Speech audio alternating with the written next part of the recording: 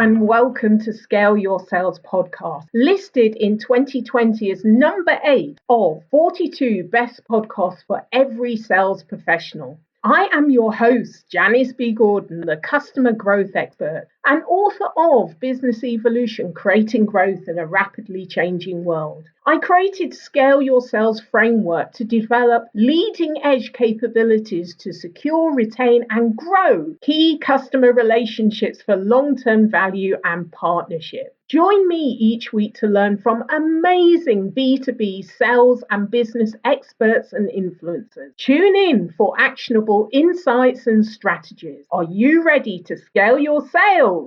Rip-roaring keynote speaker, making business fun, best-selling business author of 6 books and TV presenter.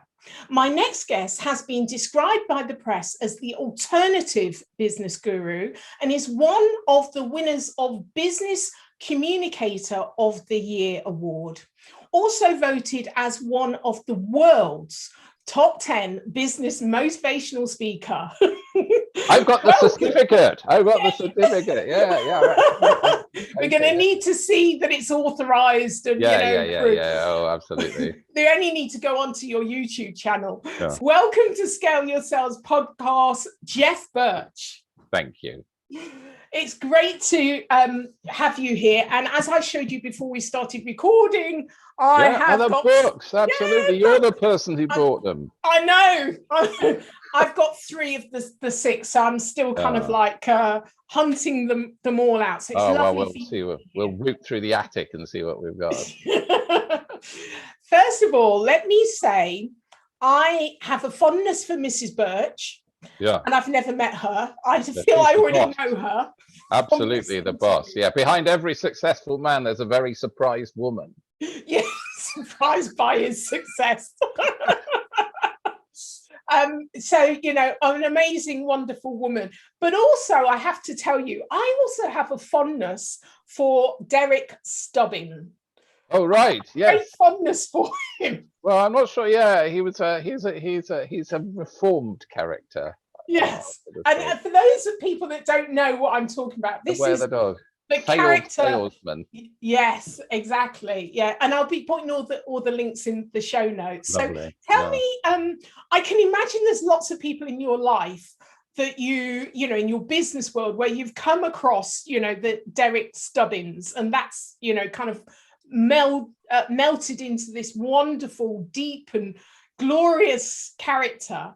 But where did you get the inspiration behind this book? Well, he's kind of me. I'm whenever I cock anything up, I always have this wonderful list of excuses I can make to myself, which poor old Derek does when he doesn't sell anything because he's too stupid or lazy. He blames everyone else, which I think we all do to an extent. It's right, anything rather than blame ourselves for the mess we've gotten into.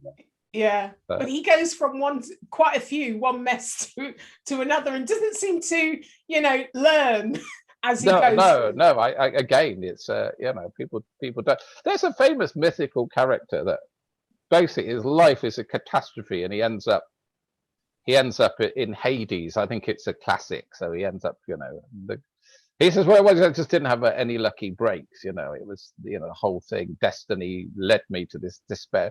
And the God of whatever it was, well, all right then, I've never done this before, but I'm going to give you your life back. And you'll come back, exactly what's waiting for you.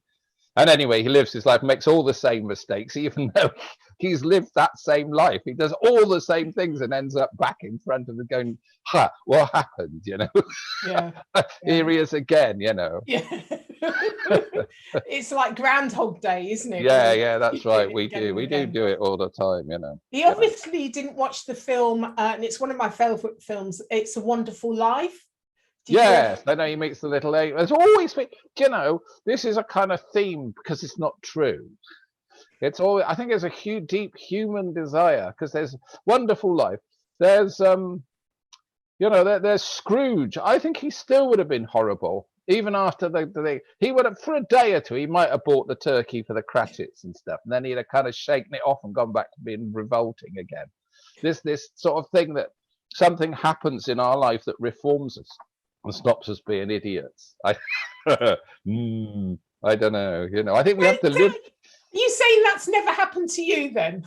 What? That I've been haunted by 3 ghosts and stuff? No, I met Mrs. Burch and she whipped me into line. That's what we need. We need a boss.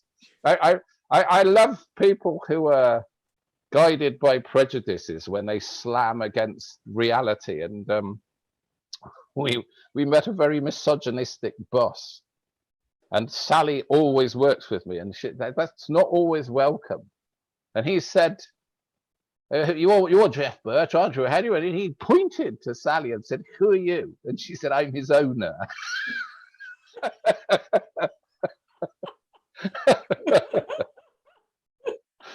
So I shut that down. That was like a real slap in the face. That's fantastic. That's what I love, Mrs. Burch. So you've had a wonderful, fueled life, traveling around the world, doing massive gigs, speaking engagements. But I thought it was quite interesting when you said, I asked you a question previously, and you said that virtual conferencing has made your business become global. Now I thought, well, that's a bit strange, because surely your business was global before that, because you were on planes traveling around the world delivering to massive audiences. So why did you say that? I'm globaler. I mean, if there's such a word, I'm globaler, because big multinational companies with huge amounts of money would hire me to be the hire, and you are the hired help. They're very good jobs from a speaker's point of view. They're very good jobs. The small jobs are ones that, excuse my French, are a pain in the arse, because the people find it hard to find the expense of a speaker, so they want it exactly the way they want it, this, that, the other. But the big ones don't give a monkeys about you. They just hand you a wad of money, put you up in a 5-star hotel, you talk, go home, they forget you. That's it's very simple, and what's happened is I've suddenly become accessible to a guy in the jungle in the Philippines who's got a mobile phone and wants to talk to me about his guava crop, or I've suddenly got kind of really well known in India, which I've had no experience of before at all, and meeting really tiny businesses who would never have. They would have never have seen me unless they'd been an employee of one of these giant telecoms or whatever it is. You are in a bit of a bubble if you become an international business guru. It's a bit bubbly. But now it's not. It's actually direct contact with people of completely different cultures, and I'm learning more than they are, I think. I think it's interesting because reading up about you, your business guruing started with the Enterprise Initiative, and I was one of those people that took that initiative, and that helped to start one of my business. And at the end of I can't remember how long the course was. Yeah, there was a winner, and I'm the one that got the award. So you get an extra, Oh, perhaps that's where you got one of the books. Yeah, maybe. I tended to hand them out. I remember I got money though. Well, that's even better. I'd swap my books for money anytime. But anyway, that's my business after all. Yeah. So it's kind of bringing you full circle. So I wonder if the fact that you're now dealing with a lot more coal-faced business people, whether in India or the UK, we all face kind of similar problems. Is that a joy to actually come back to that at the coalface? And it is lovely. I love to speak to small business, because business startup is something that I'm really fascinated by, because it's so easy to fix. I mean, I'm working with sort of sometimes top streamlined companies that are firing on all cylinders and achieving 99%. So I have to work my arse off to try and get that last 1%. But then I work with a small company, and in 10 seconds, I can see 500 terrible mistakes that they can put right. And they're working at 1%. So I can get 100% improvement just getting them 1% better. And they're always lovely people, and they're always making these kind of in-your-face blunders. When I did the TV series, TV series All Over the Shop, I had to go and rescue small businesses. And And I mean, you're not going to believe this, but I'm a little bit of a shrinking wall. I don't like being horrid to people. I don't, because I want people to love me. You know, I'm desperate to be loved. So we went to this flower shop, and I'd got, again, for your viewers who've never seen it, there's a kids program called Chilton and the Wheelies, and there's a little tiny Welsh witch who's abusive to poor old Chilton the dragon. "You great fat stupid idiot," she says. Anyway, I had a little Welsh woman director of this TV series. I'd never been on telly before. And she said, "You've got to go in that shop and tell them how to run their business." So I went in and said, then this poor girl came out, slightly sweaty and disheveled. "What do you think of my shop?" I said, "It's lovely. Ever so nice." And let's say I'm grabbed by the ear and pulled back. "You great stupid fat idiot. This is TV. The people don't want you to tell her it's nice. You've got to make her cry. Make her cry. Tell her how crap her business is. Make her cry. The viewers want to see a bit of peril, a bit of upset. Make her cry or I'll kick your ass." So I went back in. I said, "Well, actually, your shop's a bit crap." And she went, "Oh, why?" And I said, "Well, what is it?"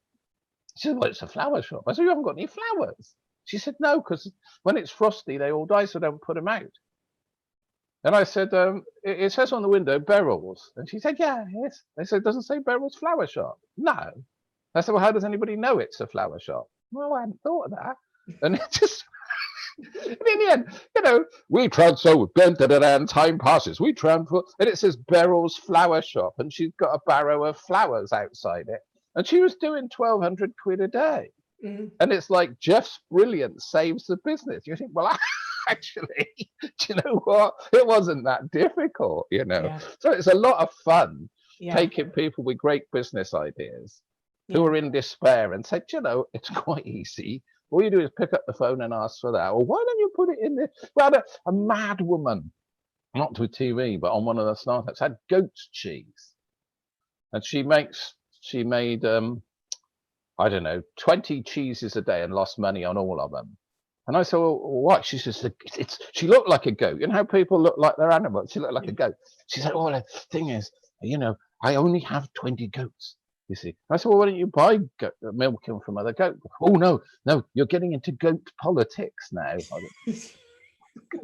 Anyway, I said, "Well, why don't you just put them in a little wooden box and a handwritten label with Cotswold goat cheese, handmade in the thing. And if you can smell it, you can smell that. And they roam loose in our orchards, so you can sometimes taste the taste of russet Cotswold apple when you eat the cheese." And charge 6 quid. She used to charge 30 pence for a cheese. We got her charging 6 quid for a cheese and putting it round the gift shops. You know, and she just, sure, again, you know, never look back is the but it was just so, you know, it's not because I'm a genius, it's because I'm a little bee. I'm a little buzzy bee. And I pick up nectar from flowers. Maybe I'll be buzzing round Apple computers one day and go, "Oh, that's how they handle their paperwork." And the next thing I'm at Fred Smith's nut and bolt factory and say, "Do you know, what they do at Apple with their paperwork is this," you know, and they go, "Oh, crikey, that would make life easier," you know. So it's really fun. And I think that's the real benefit of working with a variety of industries, because people often say to me, you know, "What industry do you work in?" But actually, I like working across industries, because you can take what you've learned in one industry and share it, and they benefit from that as well. But let me ask you about the, you know, the larger companies, because you talked about the, you know, the 1% difference that you can make because they're already doing 99%. I would imagine that that's a completely different character, that you're dealing with the egos and the characters and the fact that they think they know it all, but, you know, they're getting in the guru, you know, that wants that is there to make them feel good about the 99%. But actually, you, in order to get back in again, you need to do the 1%. How do you manage that environment? I have to use humor, really. I mean, I'm a miserable git. I mean, if I smell flowers, I look for a funeral. But I have this. I have to tell parables. Because if you say to them, "You're a bunch of idiots," you know, then you tend to find yourself back in the street again. And a lot of them are a bunch of idiots. It's very difficult. Two things. One is that I'm really old and festery now, so I don't really care that much. So if people ask me their opinion, I tend to give it more readily now. And secondly, it is by rapping. It's a skill that I carried through I was always in trouble. I mean, my entire life I was in trouble, and I realized you could sometimes get out of it by making people laugh. So you know, even what you would describe. I had a bloke say to me once, a very senior director, who came up to me and said, are you a business speaker, or are you a bloody comedian? And I said, well, why? He said, well, honestly, he said, we've had an hour of you. He said, you talked about a crapping dog. You talked about boiling a frog. You talked about killing a cat. You talked about, you know, muggers. And he said, it was just one tirade of jokes. And I said, well, tell me. And he repeated my entire presentation back to me, every word, you see.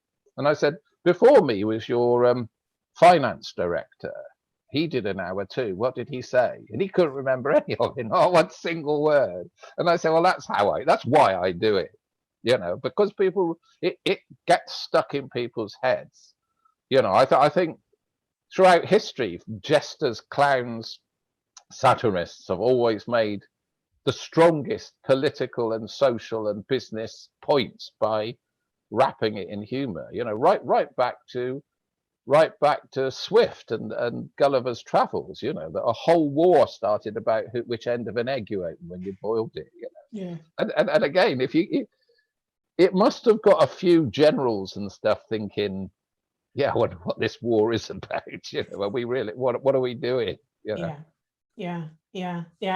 I love that, you know, like there's a lot of talk about storytelling, but you know, you are the master of these stories, and yet when you are doing keynotes, that's the thing, is making it stick, so they walk out of the conference hall and they're going to do something different. So let me ask you about what you said, that you think modern business is using allograms rather than actually trying to understand customers. Why did you say that?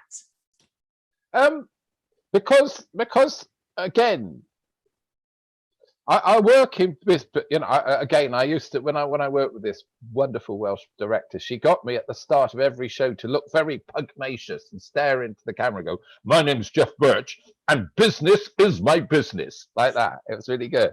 I still do it to the mirror every day when I play. You scare the kids with it. Business is my business, like that. And of course, I'm actually, my serious thing is I'm a bit of a bobblehead about business. I read all these big extra hard books on business, and you realize that people will go and they go to these meetings and they will discuss these massive complicated things and talk about, you know, hierarchy of need and this, and yet they're not actually being nice to their customers. There's again a lovely story was that a famous huge American corporation decided that they were set to get into the pet food market. It was going to be great. And they got their psychologists to design the tins so that they were a certain shape and size that would appeal, really immediately appeal. And then they got a color, and they used their logistics to distribute these tins of dog food all over the States. And they used this the marketing people were fabulous. They used nudge marketing and spent $100 million on this thing, and it went completely flat. They lost every penny. It was a disaster.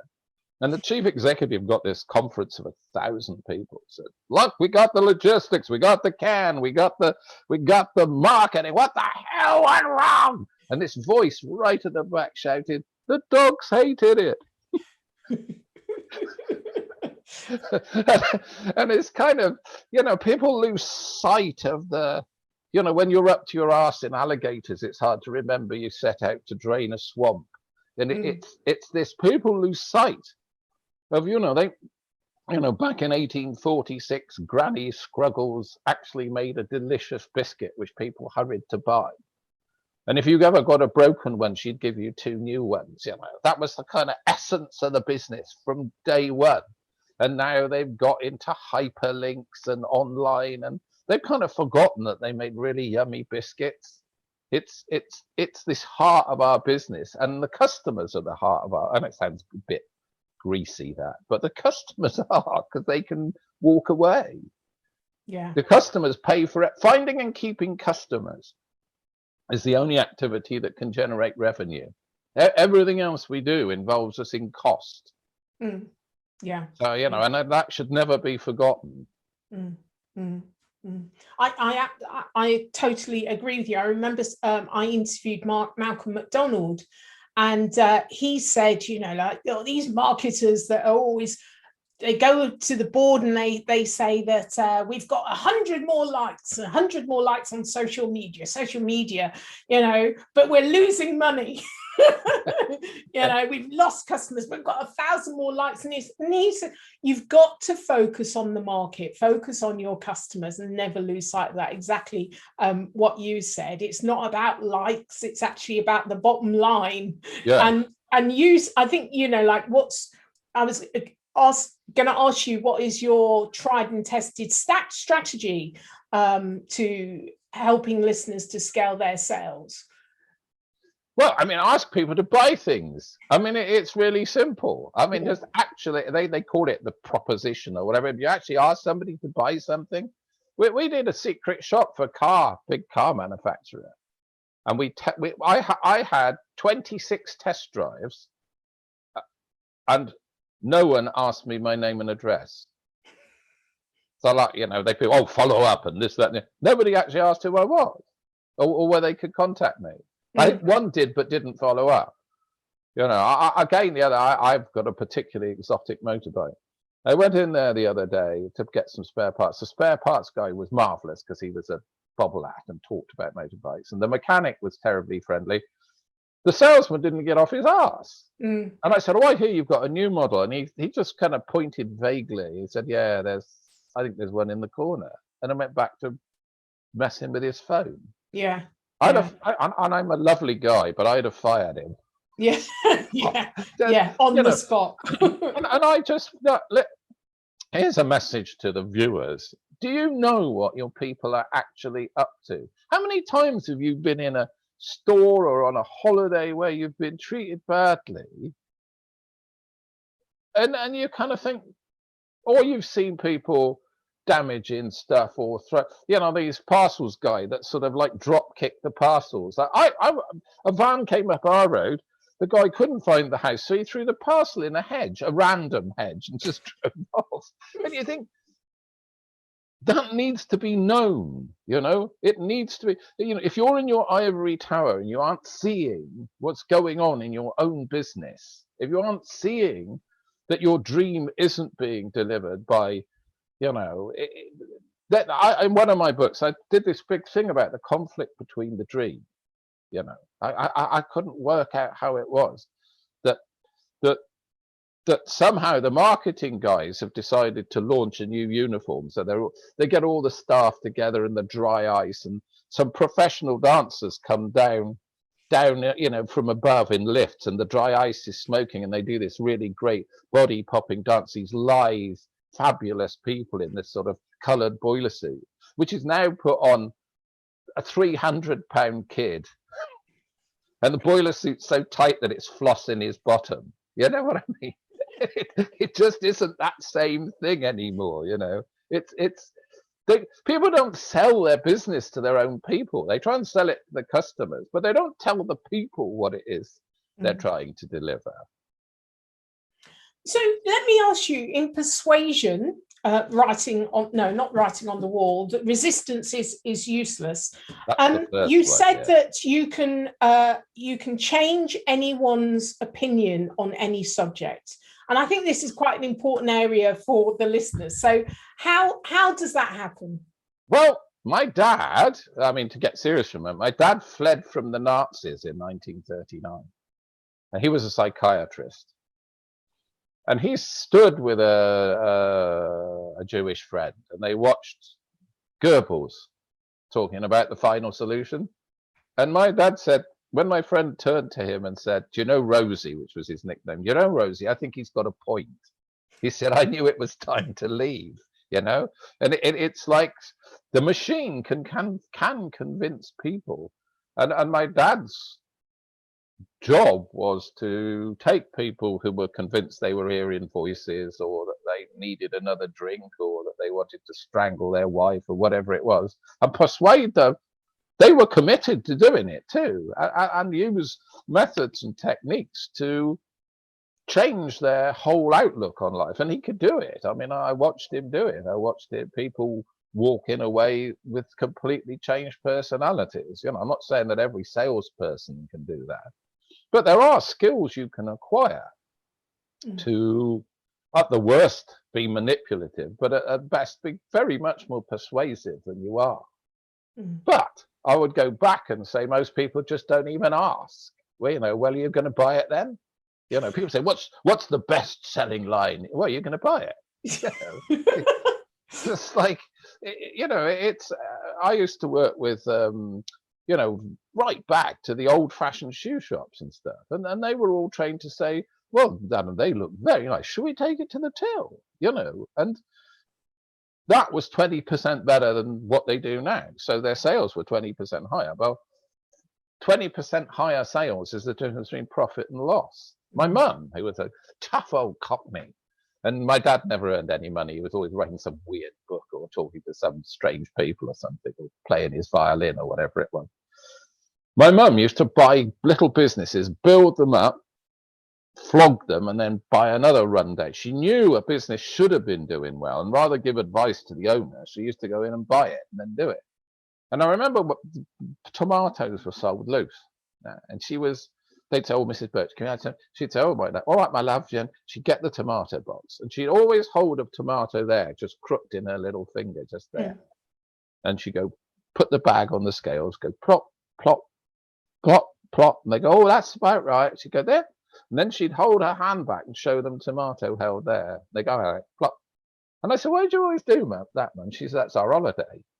That's our holiday. And I said, she said, look, I do 5 grand worth of tomatoes a year. He said, that's 500 quid every year I make just doing that. Yeah. Really? She'd be always doing stuff like that. That the bacon slicer, 1, 2, 3. Is that? Yeah. And then another turn every time, another 10% on the end. Yeah. All the time she was building stuff to flog it, Yeah. That's your next book, The Difference in Marginal Gain. Yeah, the wisdom of my mum. Yeah. I've discovered, just speaking to you, that I have a history of being dominated by tough women. Would you say dominated? Yeah. So, if you're on a desert island, what's the one thing you take with you? My pinball machine. Here we are. Look, there it is. Wow! Look at that. Cool. It's a pirate one. Brilliant. It's a pirate, and that's funny enough. It literally, mentally takes you to another place. You get so involved that all worries disappear. Yeah. The strange thing, pinball wizard. That's me.